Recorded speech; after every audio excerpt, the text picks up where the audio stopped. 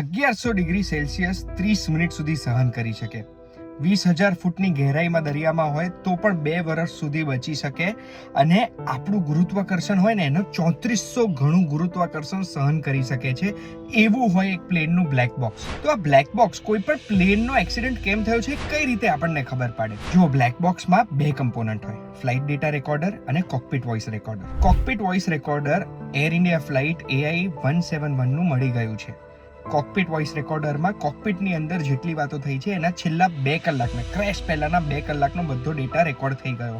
એટલે પાયલટે બીજા પાયલટ જોડે શું વાત કરી, એર ટ્રાફિક કંટ્રોલ જોડે શું વાત કરી અને અંદર કયા કયા સેન્સરોમાંથી કયા ઇક્વિપમેન્ટમાંથી કેવા બઝરો વાગ્યા એ બધું આમાં સંભળાય છે. અને ફ્લાઇટ ડેટા રેકોર્ડર હોય ને એ બીજું એક ડિવાઇસ છે જે ડિવાઇસ ફ્લાઇટનો અલગ અલગ ડેટા રેકોર્ડ કરે 1000 અલગ અલગ જગ્યાએથી અને દરેક સેકન્ડે મલ્ટિપલ ટાઈમ્સ રેકોર્ડ કરે.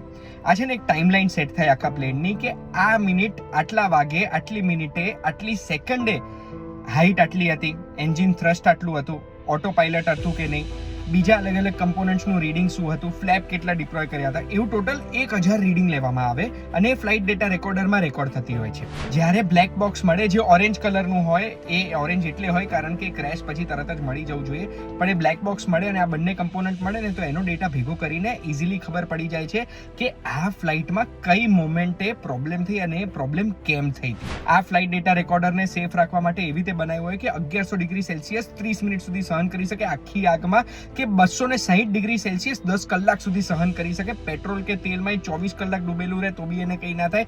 દરિયામાં 20,000 ફૂટની ડેપ્થ સુધી પણ એ સેફ રહી શકે 2 વર્ષ માટે. આ ફ્લાઇટ ડેટા રેકોર્ડર 3400G એટલે હું તમને ઉદાહરણ આપું કેટલું પ્રેશર થયું ખબર છે? 500ની સ્પીડે કોઈ ગાડી જતી હોય અને 18 ઇંચ જેટલી જગ્યામાં એકદમ જ ઊભી રહી જાય તો કેવું ક્રશિંગ ફોર્સ આવે, એટલું ફોર્સ સહન કરી શકે છે. અને આમાં એક બીકન હોય, અગર જો દરિયામાં પડી ગયું તો એ બીકન એક્ટિવેટ થઈ જાય ને 30 દિવસ સુધી દરેક સેકન્ડે એક અલ્ટ્રાસોનિક સાઉન્ડ, એક બીપ બોલે જે 37.5 હર્ટ્ઝ ઉપર સંભળાય છે સોનારના મશીનને. હવે આ બીપ અત્યારે ના સંભળાય શોધવા માટે, કારણ કે આને એક્ટિવેટ કરવા માટે આ બ્લેક બોક્સની અંદર સોલ્ટ વોટર એટલે દરિયાનું પાણી જવું જોઈએ. અત્યારે આપણે બસ એટલી જ આશા રાખી શકીએ છીએ કે આ બ્લેક બોક્સ તરત મળી જાય જેનાથી આ ફ્લાઇટનો એક્સિડન્ટ કેમ થયો હતો એ ખબર પડે, જેનાથી આવો કોઈ એક્સિડન્ટ આગળ ફ્યુચરમાં આવી કોઈ દુર્ઘટના આપણે રોકી શકીએ.